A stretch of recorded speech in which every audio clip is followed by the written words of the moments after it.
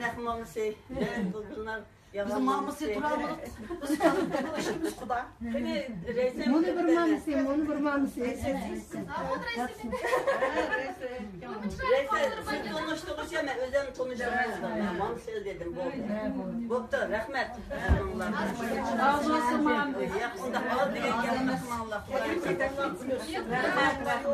Kızımız da kutkan her şey.